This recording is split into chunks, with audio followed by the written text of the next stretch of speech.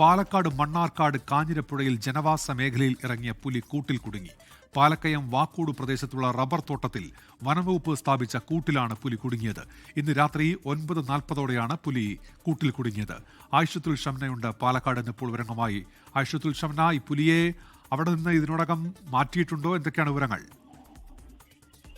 ഇന്ന് രാത്രി 9:45 കൂടിയാണ് പുലി കൂട്ടിൽ കുടുങ്ങുന്നത്. കഴിഞ്ഞ കുറെ നാളുകളായി പ്രദേശത്ത് വന്യജീവി ആക്രമണവും ഈ വളർത്തുമൃഗങ്ങളെ ഉൾപ്പെടെ ഈ വന്യജീവി കൊണ്ടുപോകുന്ന ഒരു സാഹചര്യമൊക്കെ ഉണ്ടായിരുന്നു. തുടർന്ന് കഴിഞ്ഞ മാസമാണ് ഇത് പുലി എന്ന് വനംവകുപ്പ് സ്ഥിരീകരിക്കുന്നത്. ഇതോടുകൂടി തന്നെ പ്രദേശത്ത് കൂട് സ്ഥാപിക്കണമെന്ന് നാട്ടുകാരുടെ ആവശ്യം ഉയർന്നിരുന്നു. അങ്ങനെ ഒരാഴ്ച മുൻപാണ് ഈ പ്രദേശത്ത് കൂട് സ്ഥാപിക്കുന്നതും ഇപ്പോൾ കൂട്ടിൽ പുലി കുടുങ്ങുന്നതും. മണ്ണാർക്കാട് പാലക്കയം വാക്കോട് എന്ന പ്രദേശത്താണ് ഇപ്പോൾ റബ്ബർ തോട്ടത്തിൽ സ്ഥാപിച്ച കൂട്ടിലാണ് പുലി കുടുങ്ങിയിരിക്കുന്നത്.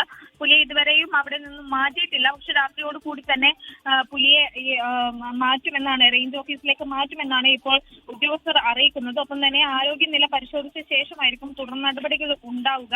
എന്തായാലും വനംവകുപ്പ് ഇപ്പോൾ സ്ഥലത്തെത്തി പുലിയുടെ മറ്റ് കാര്യങ്ങൾ പരിശോധിക്കുകയാണ്. എന്തായാലും ജനവാസ മേഖലയിൽ കഴിഞ്ഞ കുറെ നാളുകളായി ഇറങ്ങിയ പുലി നാട്ടുകാർക്ക് വലിയ ഭീതിയാണ് പടർത്തിയിരുന്നത്. എന്തായാലും പുലി കൂട്ടിൽ അകപ്പെട്ടതോടുകൂടി വലിയ ആശ്വാസത്തിലാണ് പ്രദേശവാസികൾ ഉള്ളത്. ആയിഷത്തുൽ ഷംന, പാലക്കാട് നിന്ന്.